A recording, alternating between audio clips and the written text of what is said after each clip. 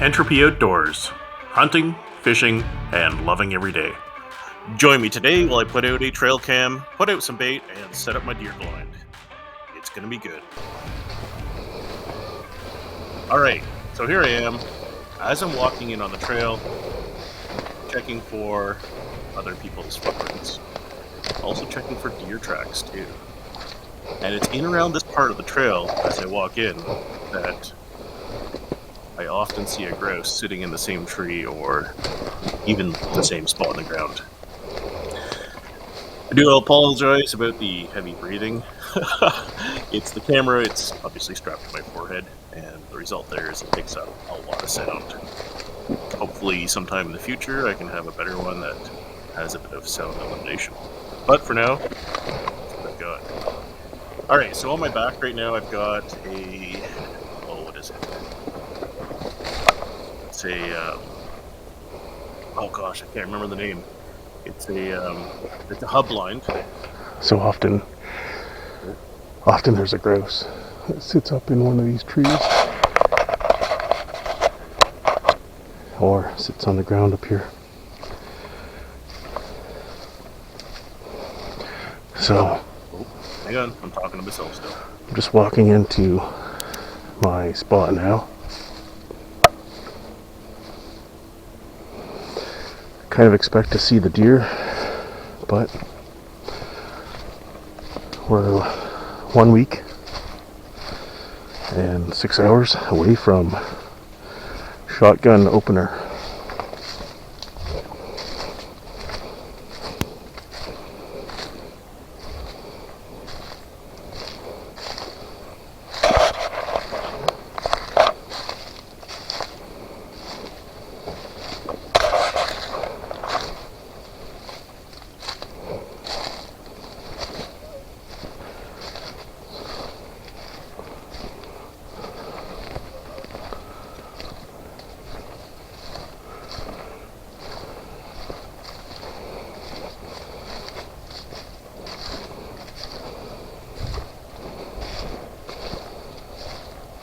So it's an Ameristep blind.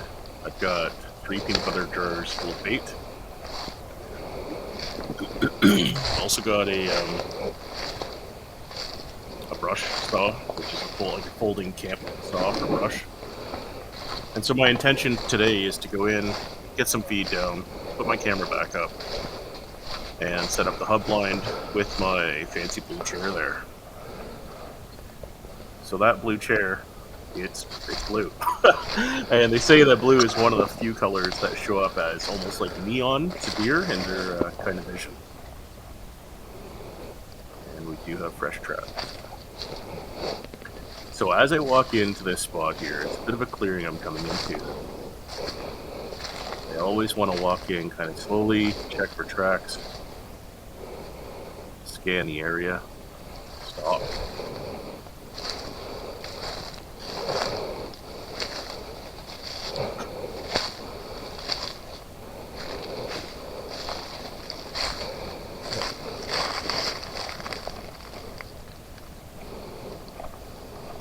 So the first track was bigger. That track, definitely smaller. So I think it's a buck and a doe, which I've got on camera in previous days. So last Sunday, I had my crossbow out. It was dialed in pretty good. At least I thought it was. I took what I thought was a 30-yard shot, sitting from the ground, behind a log. Thought I had a 30-yard shot. Could have been further. I was significantly low, significant enough that I hit a log in front of it. Didn't work out. So, one of the things I do is that while I'm walking in, I stop and I look around. And so, one of the favorite methods I have of hunting is called walk and stalk. And this isn't really a good demonstration of walk and stalk. Walk and stalk, ideally, you take 2 steps, stop, stand, look around. So stop, look around, stop. Let your eyes, actually your ears, do more of the hearing, more of the looking through the forest. Your eyes can only see as far as I can see. Your ears can hear well beyond what your eyes can see. It's amazing. Many of the deer I've encountered, even some of the grouse, you hear them before you see them. Your ears tell your eyes where to look. So even when you're walking in, going for a Sunday walk, try and practice the way you're going to hunt. In this case, I'm kind of demonstrating walk and stalk. I'm walking too loud, walking too fast. If deer season is actually upon us, this definitely changes. But for the sake of filming this, it's the best I could do.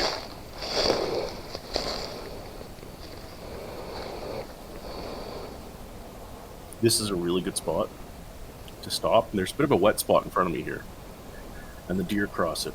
The only way to get into it is with rubber boots, or wet feet. It's a great spot to stop and listen. And you should stop longer than a deer. You gotta remember, deer will stop and observe, decide whether you're a threat, and then they'll move.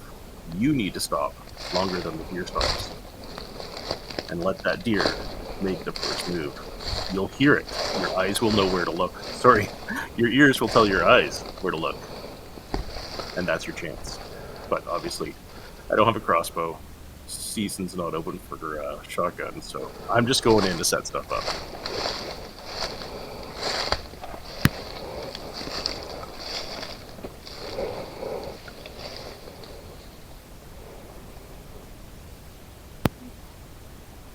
So this is a nice little spot. There's a bit of distance here that you can see, and so my spot is on the other side.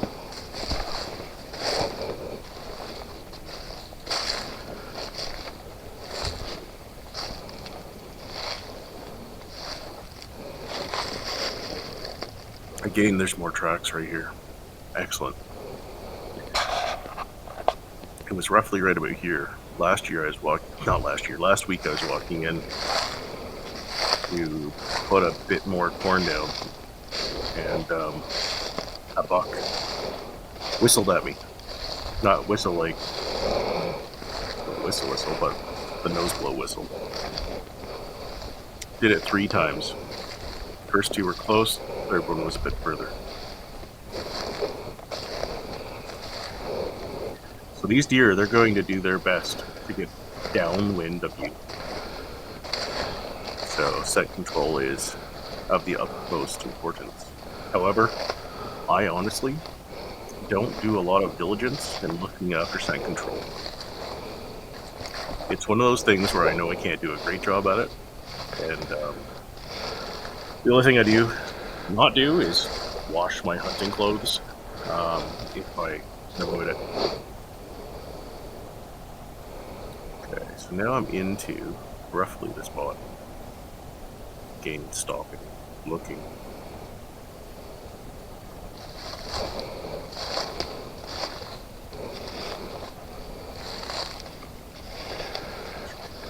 Not really of the persuasion of putting bait out. However, in this area, there are quite a number of people on surrounding properties that are actively baiting. So, it's kind of something that I started doing. Even if it's superstitious, it keeps my hopes up.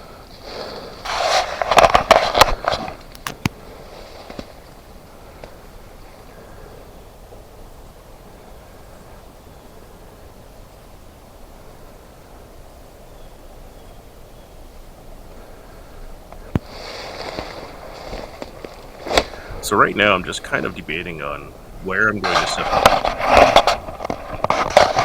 this blind. I believe it's an Ameristep brick house. I think I got it half price at Canadian Tire, regular $200, on for $100.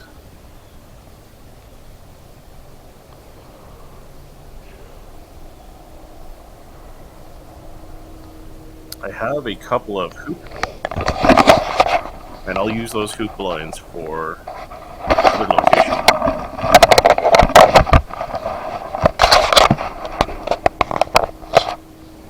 And so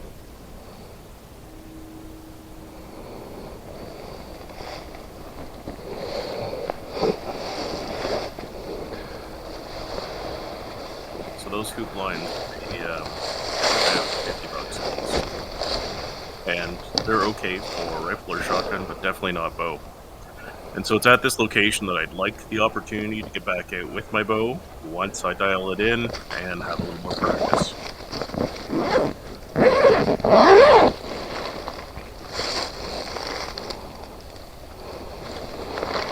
So right now I'm contemplating where I'm going to set up.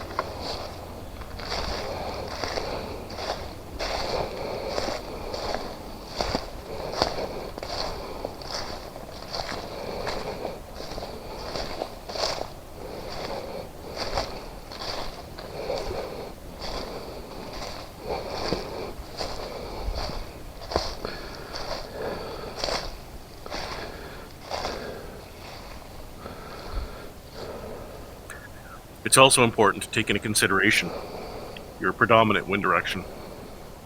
So around here, most of the wind comes out of the northwest, so I'm trying to have my blind to the southeast.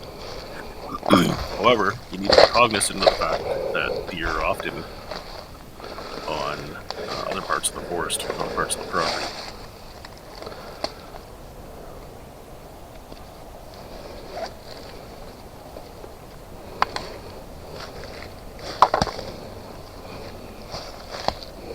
Okay, so I'm just putting up my trail cam. So this is a muddy trail cam. Can't recall the model of it. Again, it was $50 on sale at a local retailer. I honestly didn't expect much of it, but it's performing better than my other cheap camera. A friend of mine wanted one as well, and he said, hey, if you're going to buy one, buy me one. I said, it's pointless. These $50 cameras are no good. But I'm kind of impressed with this one. It's simple to use, simple to set up, and it actually works. It doesn't pick up a lot of motion though, which kind of baffles me. But the nice thing is after 2 or 3 days, you only have like 20 pictures. Not 2,000, which is what I have on the previous model. Can't recall the brand of the previous model. I think it's actually a stealth cam. Budget stealth cam. Okay, so when you're putting these trail cams on, you definitely need to make sure that the strap does not wave around in the wind, because that will trigger 2,000 photos. You want to strap it to a tree that's not going to move in the wind, so a sturdy tree. And if possible, camouflage it a bit, because someone might steal your stuff. If someone sees it, they might wreck it, they might take it, they might wave at it, they might not even see it. However, by putting in this little bit of pine here, it's going to be a scent concealer. Oh, watch out. As well as vacuum water too.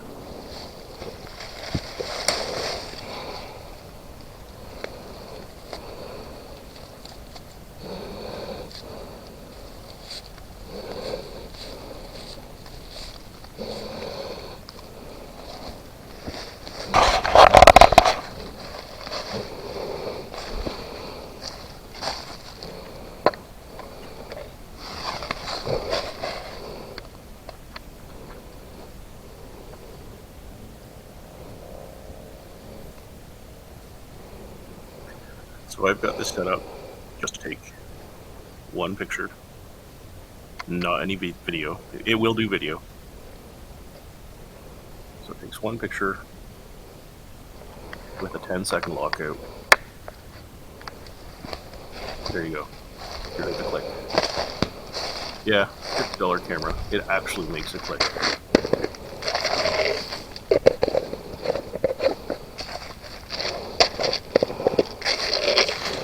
Okay, so what I've got is one of these blue salt blocks from my local food store. Pardon me. On 3 peanut butter jars full of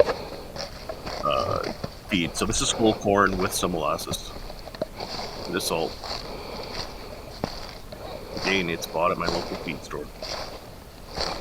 One bag goes a long way. But the other thing I gotta remember is I'm putting feed out. This is around 5 o'clock.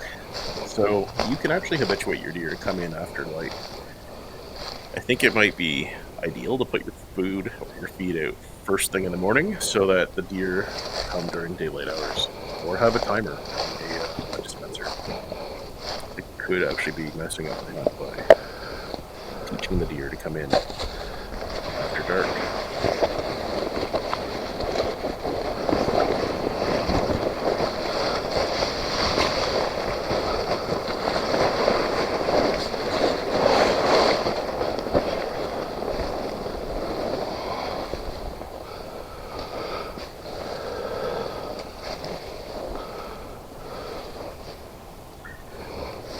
So these hub blinds are pretty easy to put up. You can struggle with them, pardon me. I always start with the top. I think I messed up this time. Typically, pop the top up, pop the sides out, and you're golden. Reverse when you're putting them away. Pop the top down, pop the sides in.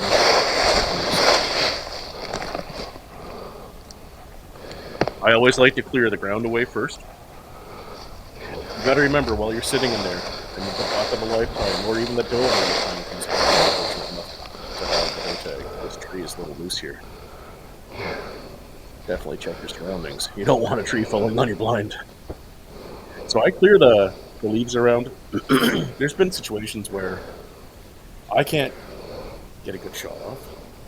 Oh, here. So there's a few trails that sort of come together. They're not really trails. They look like trails. They're just clearings that kind of look like trails. And I'm not necessarily putting the blind. It kind of looks like on camera, but in the spot where I've got multiple routes for shotgun arrows. So this thing's gonna fall down whether I'm in there one day or not. I'm not hunting. I got a week until there's a chance of getting a shot off. So yeah, making a bit of noise.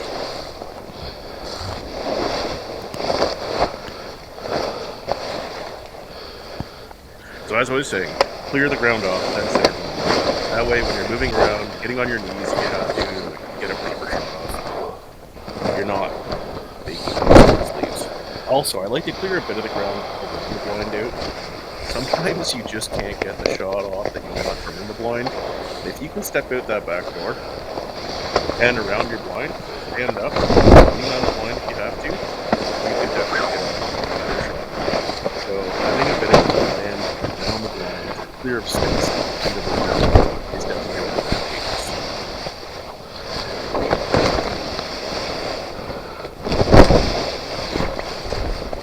Now, the other thing to note, set these blinds up well enough. If you're setting this up just before you're going to hunt, these things are loud.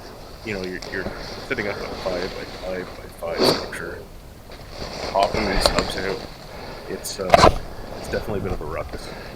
It's not something you necessarily want to be doing the first morning that you're setting up there. You want to slip in.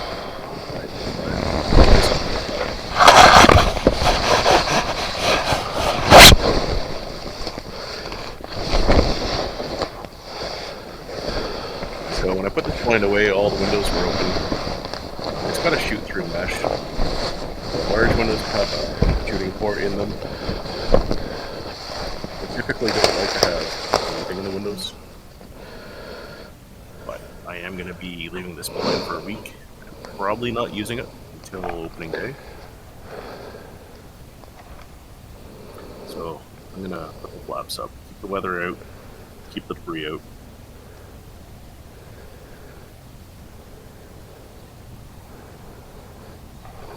Oh, this is a pain.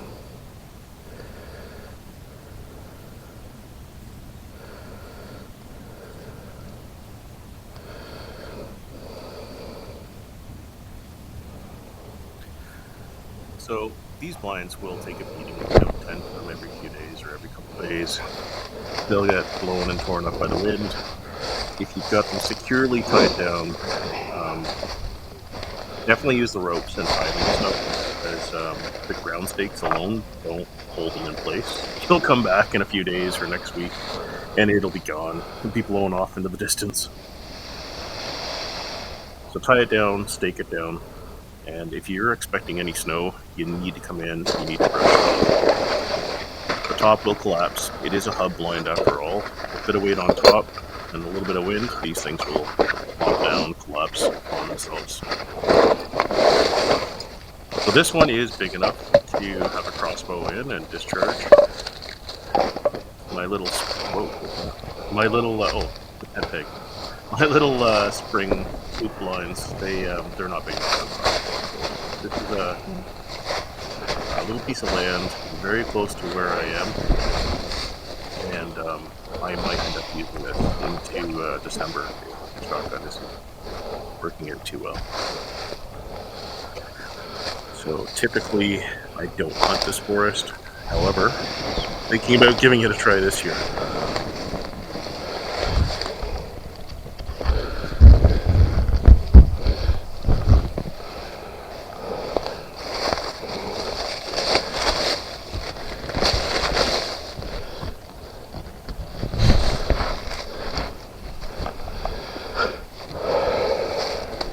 I really enjoy just using a stake blind. It has like stakes arrows for a bow and arrow, and you can typically cover 3 sides of them, and just punch them in the ground, sit on a little foamy mat on the ground, and I kind of like that better than sitting in a blind. But if you've got a lot of wind, some rain, a blind is a luxury. And I've gotten to the point where having this luxury is something I desire. I don't like blinds because they really limit how much you can hear the forest around you. So remember how I was saying, you let your ears tell your eyes where to look. You will often hear stuff before you see it. When you're in a blind like this, that's not the case.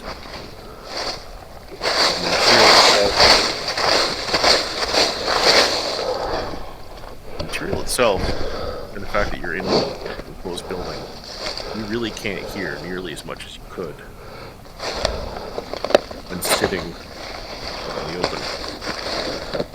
It's for that reason that I try and have most of the windows down, but you kind of want to keep them high so you can see out, and at least have one side completely blacked out so you've got a backdrop so you aren't necessarily getting a lot of motion of you inside. There's some debate of whether or not you should be wearing black or camouflage while in. I wear camouflage.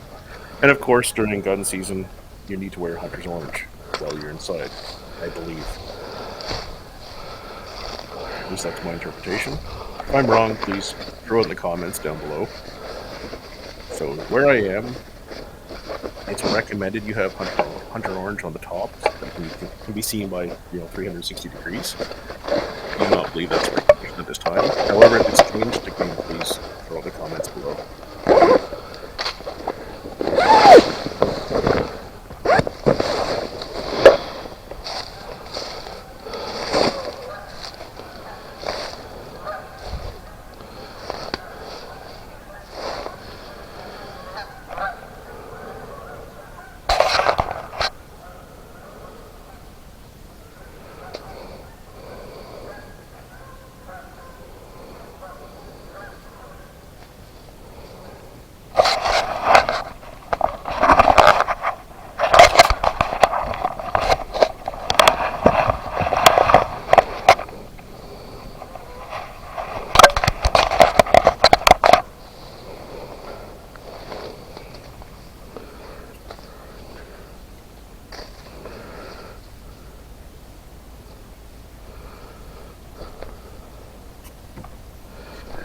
So if it's a cold, rainy day, and you're not going to go out hunting, and it's too miserable to be out, throwing a lawn chair inside one of these, and a small catalytic propane heater, yeah, the scent might scare a deer away, but you're not going to get one sitting on the couch at home.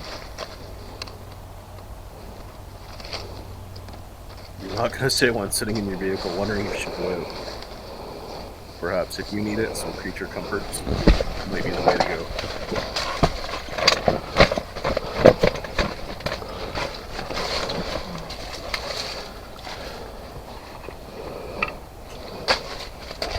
That's the pack saw I was telling you about.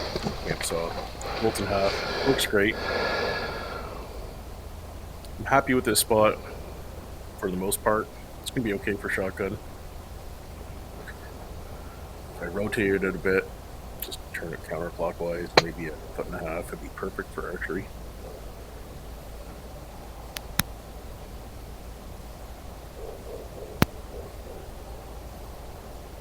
So, hanging down in front there, you can see the window screens, they're camouflage, they Velcro into place. Dropping those, Velcro panels. Oh, I did hear something. So it sounds like a squirrel, which sometimes is a deer. Sometimes the squirrel is just a squirrel, but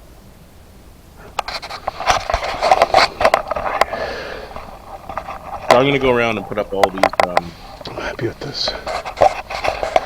all of the window coverings. I'm gonna leave the mesh down because you have to drop that Can't take a mesh. shot that way. You- Do a shot that way. You've got to drop the mesh. That's a crappy shot that You way. have to pull a lot of Velcro down, and you don't want to be pulling Velcro mesh down. There's definitely something behind me though.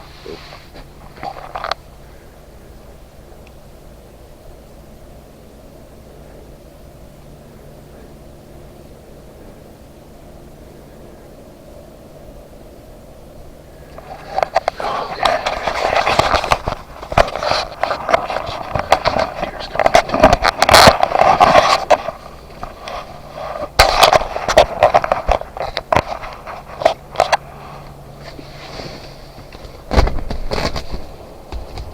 See how that Velcro's pretty low. I know trying to pull that down when you're thinking the deer's in the area isn't the best thing to do, so I'm going to leave it down. I'm going to put up all the blinds, window coverings, if you will.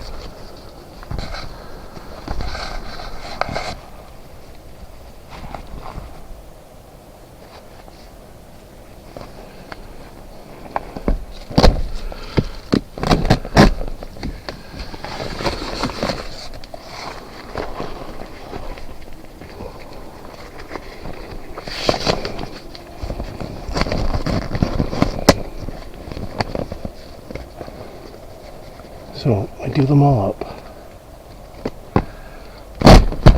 Number one, it snows. It's not fall. Secondly,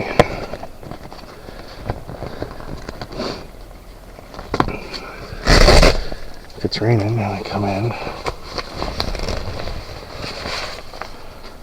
it's not going to be wet inside.